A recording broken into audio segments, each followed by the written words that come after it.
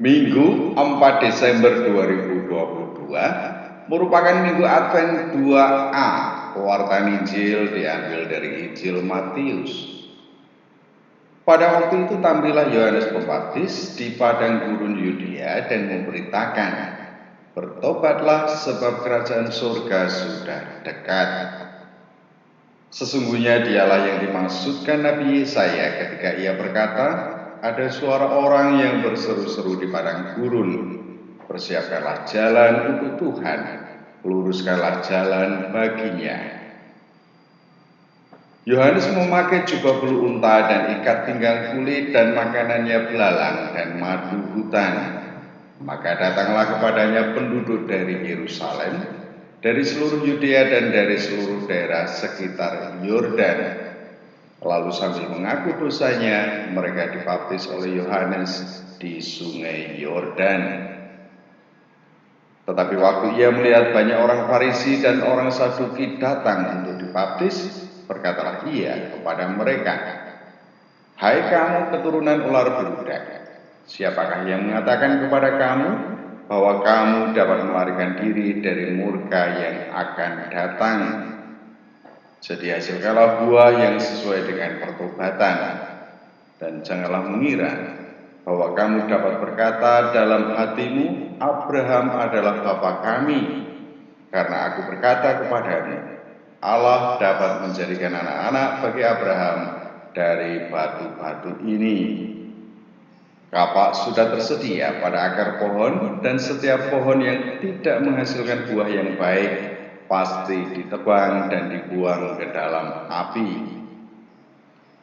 Aku membaptis kamu dengan air sebagai tanda pertobatan, tetapi ia yang datang kemudian daripadaku lebih berkuasa daripadaku, dan aku tidak layak melepaskan kasutnya. Ia akan membaptiskan kamu dengan Roh Kudus dan dengan api. Alat penampi sudah di tangannya. Ia akan membersihkan tempat pengirikannya dan mengumpulkan gandumnya ke dalam lumbung. Tetapi debu jerami itu akan dibakarnya dalam api yang tidak terpadamkan.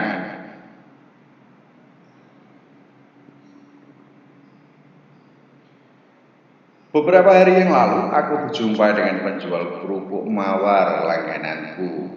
Sudah 2 minggu dia tidak mengisi black kerupuk. Barulah sekarang dia mengisinya. Omong punya omong, ternyata selama 2 minggu dia pulang kampung ke Ciamis. Katanya di kampung banyak kerjaan, lagi panen. Obrolan itu mengingatkanku pada masa kecilku kurang lebih 40 tahun yang lalu. Kalau mau panen, pasti ada sesajen di sawah yang akan dipanen padinya. Itu tidak sekadar pertanda akan dipanen, tetapi merupakan permohonan atau doa agar pemanenan padi berjalan lancar dan memberikan hasil berlimpah. Aku teringat masa lalu alat panen padi. Tidak seperti sekarang yang serba mesin. Dulu ani-ani dan arit menjadi alat utama panen padi. Tidak hanya para tetangga, mereka yang memanen padi berasal dari desa-desa sekitar. Tentu hal ini diketahui dari sesajen yang ada.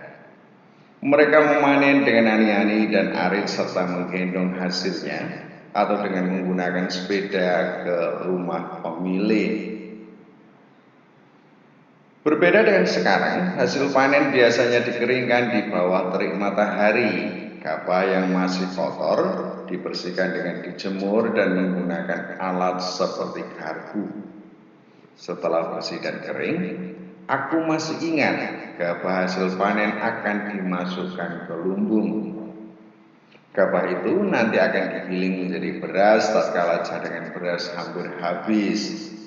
Sekarung demi sekarung gabah digiling, tidak sekaligus, tergantung persediaan beras. Setelah beberapa kali pulang kampung, aku dengar telah banyak perubahan. Tiada lagi sesajen sebelum panen. Tiada lagi ani-ani dan arit. Tiada lagi ibu-ibu yang menggendong hasil panenan. Semuanya dikerjakan oleh sebuah mesin sebesar truk. Dari pemangkasan batang padi hingga masuk ke kantong dikerjakan oleh satu mesin itu. Pengangkutan dikerjakan dengan pick up bak terbuka. Aku tahu gabah yang dihasilkan akan dikeringkan terlebih dahulu. Karena ada kipas atau blower, orang lebih mudah membersihkan gabah dari kotoran dedaunan padi. Lebih praktis dan cepat, gabah dibersihkan dan dikeringkan. Pada akhirnya, gabah kering itu segera masuk penggilingan padi dan beras yang dihasilkan segera didistribusikan. Keterkejutanku meledak tatkala membaca teks Matius tentang Yohanes Pembaptis yang berjumpa dengan orang Farisi dan Saduki. Reaksi Yohanes begitu keras. Mereka dikatakan sebagai keturunan ular beludak. Kita tahu bahwa ular beludak merupakan ular berbisa yang sangat mematikan. Orang Farisi dan orang Saduki dikatakan sebagai keturunan ular beludak. Itu berarti mereka sangat berbisa dan sangat mematikan. Lebih dari itu, Yohanes menyatakan bahwa orang Farisi dan orang Saduki yang datang kepadanya tidak dapat menghindar dari murka yang akan datang. Segitu kerasnya Yohanes terhadap orang Farisi dan orang Saduki sehingga menampakkan kutukan terhadap mereka. Kenangan akan masa panen waktu kecil semakin merasakan terlalu keras reaksi Yohanes terhadap orang Farisi dan orang Saduki.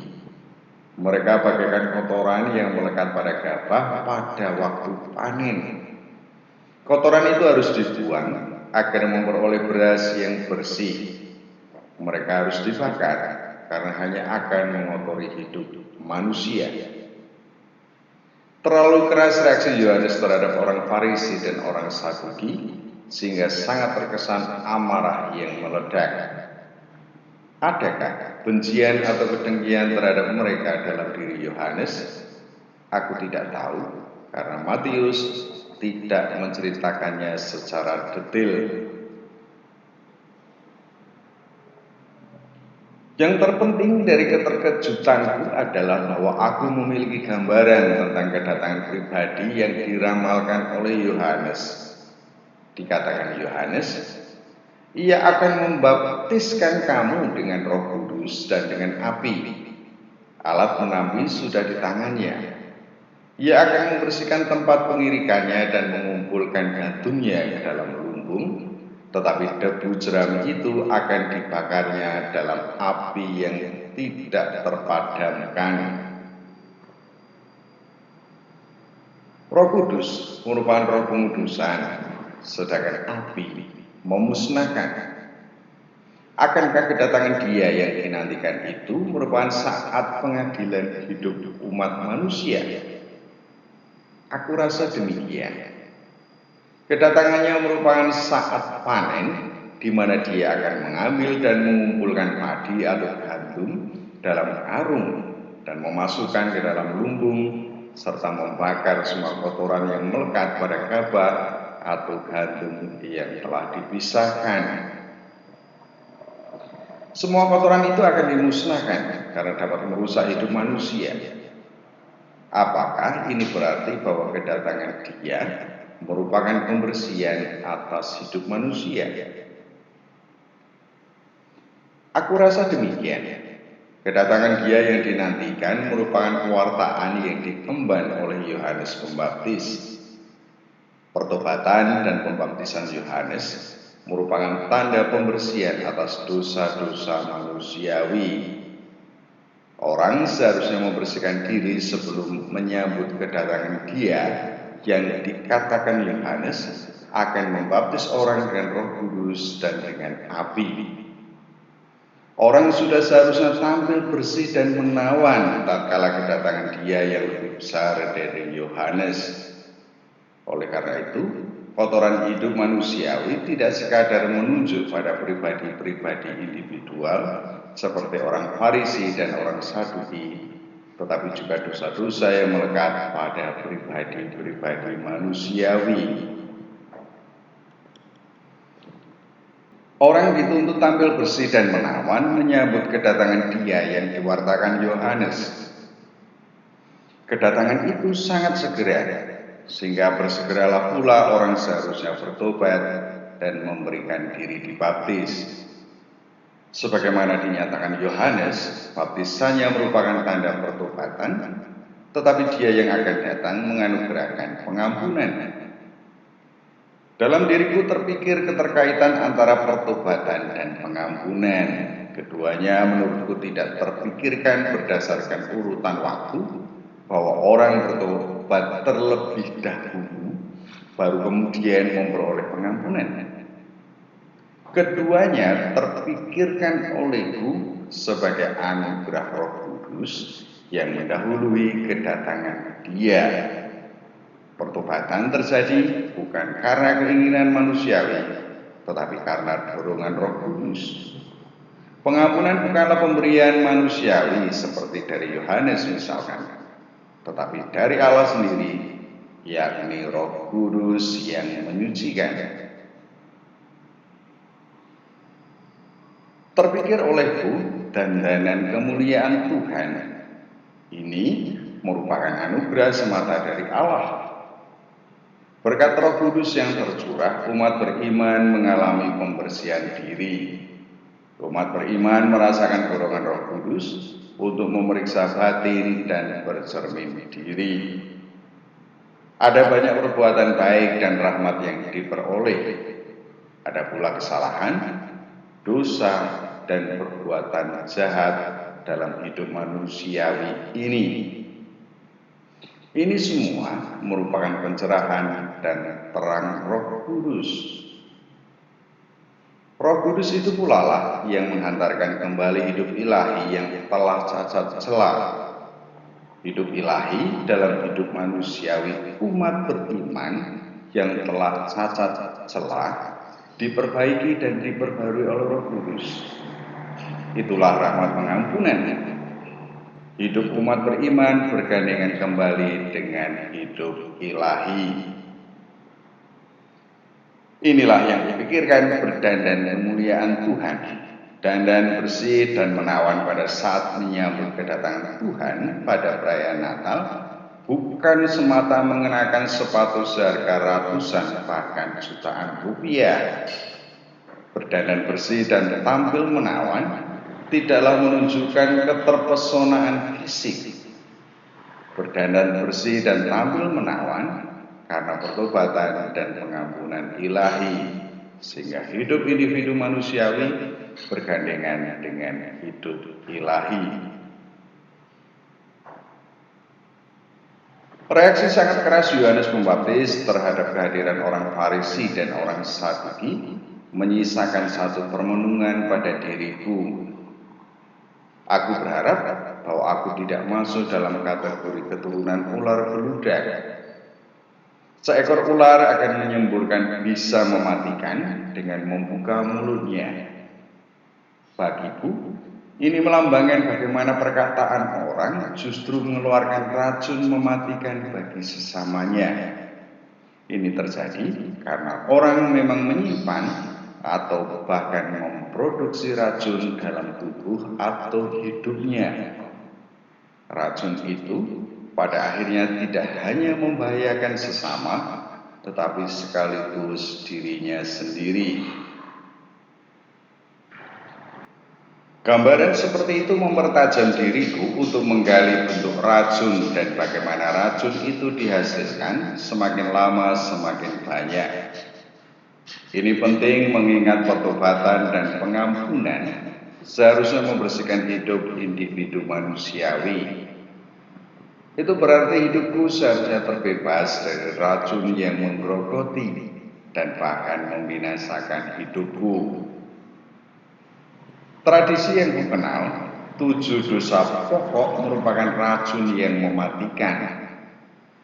Kesombongan, ketamakan, iri hati, kemarahan, kerakusan, hawa nafsu, dan kemalasan akan menggerogoti jiwa terus-menerus, bahkan akan tersembur dan mengenai orang lain. Umat beriman dapat mengendalikan atau bahkan menghilangkan racun jiwa ini dengan mengembangkan 7 kebajikan pokok, yakni kerendahan hati, kasih, kebaikan hati, kesabaran, kemurnian, penguasaan diri, dan ketekunan. Aku pikir dengan melatih diri terus-menerus dalam keutamaan-keutamaan tersebut, pada akhirnya diriku dan juga tentunya umat beriman mampu menerima anugerah dan dandan ilahi dan siap menyambut kedatangan Dia Sang Maha Cinta. Ini latihan seumur hidup sepanjang perjalanan hidup. Tuhan senantiasa menaungiku, itu keyakinanku. Bagaimana dengan umat beriman?